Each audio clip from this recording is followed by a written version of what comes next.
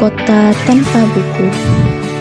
Pernahkah kau ke toko buku, perpustakaan, atau taman bacaan? Tidakkah kau merasa istimewa ketika berada di dalamnya? Di sekelilingmu ada berbagai tokoh dari dunia nyata dan kaya, tempat yang pernah kau kunjungi dan yang belum. Informasi dan cerita dari masa lalu, masa kini, dan masa depan. Semua berpadu, semua berada dalam genggamanmu.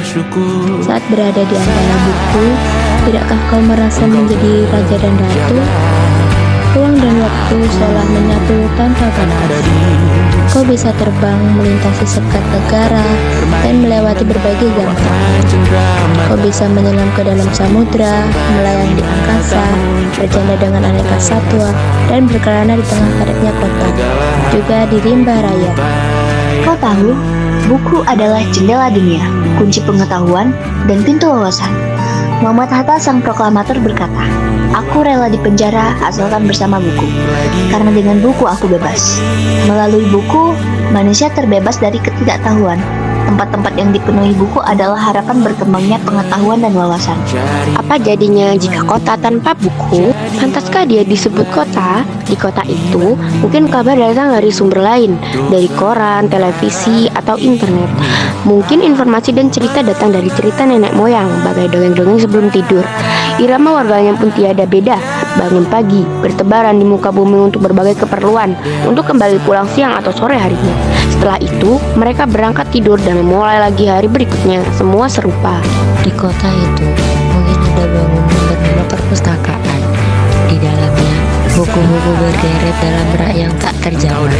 Tiada tangan meraih dan membuka halaman demi halaman dengan sukacita. Mungkin juga ada tumpukan buku di sudut-sudut sekolah yang sepi dan berdebu, jarang dikunjungi dan juga jarang dibaca.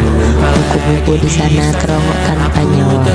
Bagaimana dengan kotamu? Mungkin kau tinggal di tengah kota yang megah, atau di gang sempit, di desa terpencil, di sisi pesisir, atau di kaki gunung.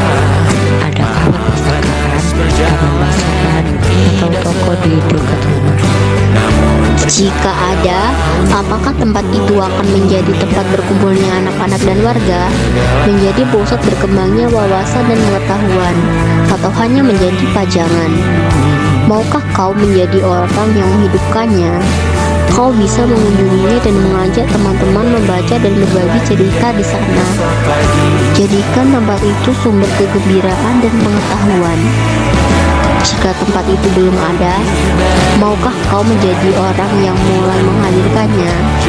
Kau bisa memulainya dari sebuah sudut di teras rumahmu.